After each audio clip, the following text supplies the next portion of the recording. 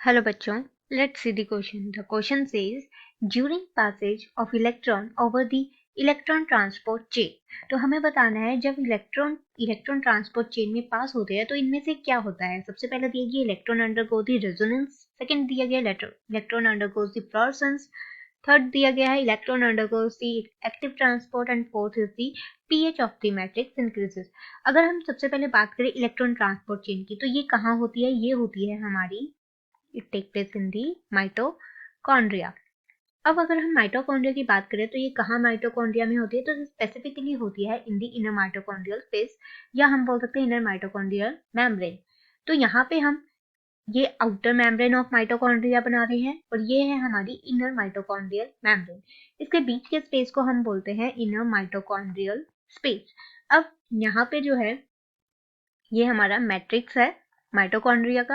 अब यहाँ पे हमें पता है कुछ कॉम्प्लेक्सेस प्रेजेंट होते हैं जिनके थ्रू जो है इलेक्ट्रॉन ट्रांसफर होते हैं from one complex to another complex.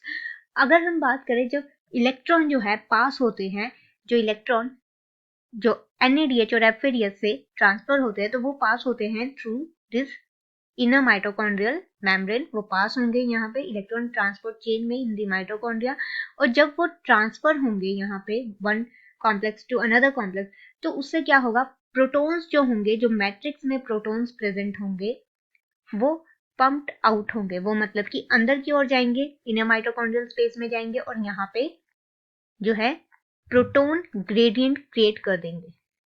It create proton gradient. अब उसकी वजह से क्या होगा?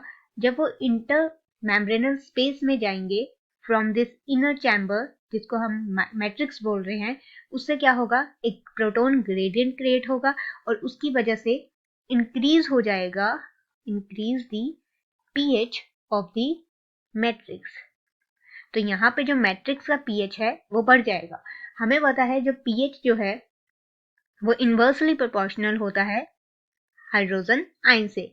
मतलब कि अगर higher number of the hydrogen ion present होंगे तो हम बोल सकते हैं if the high number of hydrogen ion is present, तो वो इंडिकेट करेगा लो pH को, जबकि less number of the hydrogen ion ये इंडिकेट करेगा हाई pH को। तो यहाँ पे हमारा जो मैट्रिक्स है वो लो इन नंबर ऑफ हाइड्रोजन आयन रहेगा, तो मतलब यहाँ पे जो है हाई और इंक्रीज इन pH हमें देखने को मिलेगा। तो ऑन दैट बेस हम बोल सकते हैं हमारा राइट आंसर क्या होगा? Option number D, the pH of matrix will increase. Hope you understand the problem. All the best, thank you.